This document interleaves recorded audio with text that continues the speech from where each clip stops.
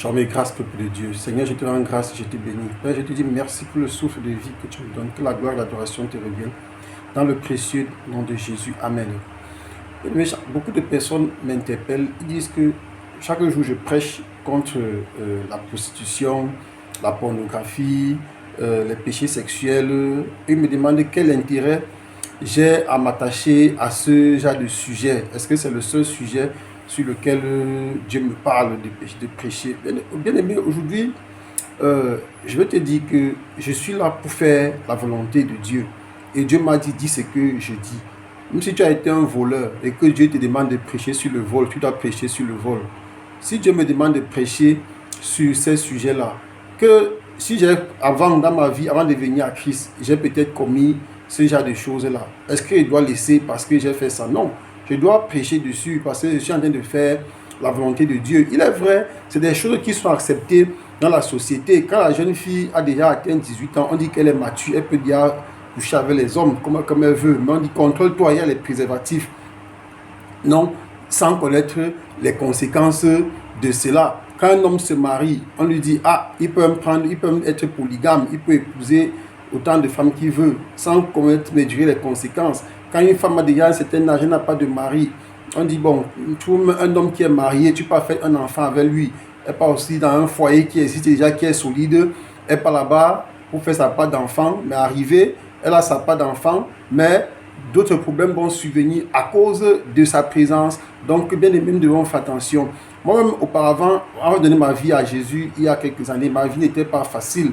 Moi-même, j'ai fait la fornication. Moi-même, j'ai fait l'adultère. Moi-même, j'ai fait la masturbation. J'ai déjà parlé de ça une fois l'année dernière, près de 2-3 fois même l'année dernière. Parce que, bien aimé, si on ne parle pas aussi de ce qu'on a fait, parce que Dieu veut que moi aussi je parle de ce que j'ai fait. Si on ne parle pas de ce qu'on a fait, beaucoup de gens ne vont pas croire que Dieu peut les sauver. Oui, si Dieu m'a sauvé, le même Dieu peut te sauver.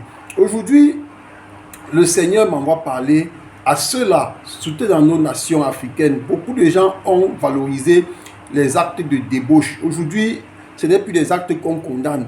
Mais cependant, Dieu dit dans sa parole, le livre 1 Corinthiens 6, verset 18, Dieu dit, fuyez l'impudicité. Parce qu'il y a quelques autres péchés que quelqu'un commet, ce péché est hors du corps. Mais le péché de l'impudicité, c'est dans ton corps. Quand tu commets la fornication, tu commets l'adultère, la pornographie, la masturbation et toute autre forme de péché qui sont liés au sexe. Bien aimé, c'est dans ton corps. C'est dans ton corps que tu es en train de te détruire. Tu appelles les démons dans ton corps. C'est ça que le Seigneur demande de fuir ce genre de péché. Je me rappelle quand j'ai donné ma vie à Jésus, je priais profondément.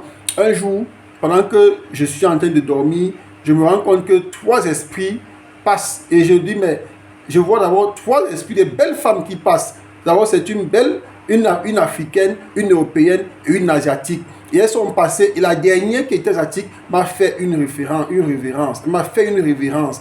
Mais je n'ai pas compris le sens. Donc mon père m'a dit, tu viens d'être délivré de certains esprits qui sont liés au sexe.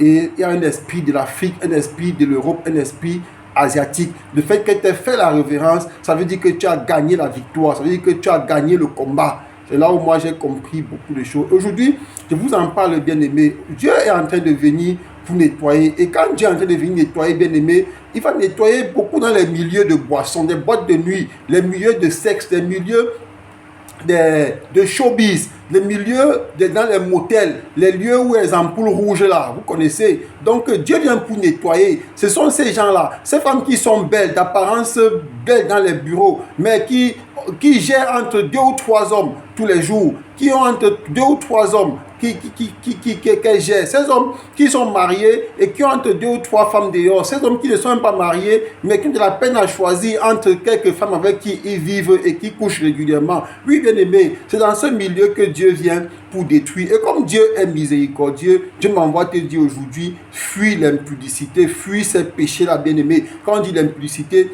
on est en train de regrouper tout cela. Donc Dieu dit fuis l'impudicité. Le même Dieu, hier je suis un prophète, il disait, Paul Biya se plaint de notre pays. Il disait que parce qu'il y a un esprit un esprit de l'homosexualité dans sa famille. Oh, je vous avais déjà dit une fois que c'est une famille maudite. Pourquoi? Parce que l'esprit de l'homosexualité, c'est un esprit, mauvais esprit. Donc il dit qu'il faut qu'il se repente avant de mourir. Et quand son premier fils est dans ces choses-là, donc ce n'est pas sa fille ou lui comme on parlait. Donc il faut qu'il se repente. Tellement Dieu l'aime que Dieu sait que s'il se repent, il va avoir la vie, malgré que peut-être il n'a pas fait certaines choses par rapport aux attentes de Dieu. Donc bien aimé, Dieu est miséricordieux. Il ne faut pas que Dieu nous balaie, comme dans 1 Corinthiens 8, verset 10, où on dit: ne nous livrons pas à l'impudicité comme quelques-uns s'y livraient, de sorte qu'il en tomba 23 000 en un seul jour. C'est quand le peuple de Dieu avait traversé la mer, ils sont arrivés à Sittim. Le peuple s'est livré à l'impudicité avec les Moabites et Dieu en a nettoyé plus de 23 000 personnes. Bien aimé, j'ai prie que ça ne t'arrive pas. Sois béni. Amen.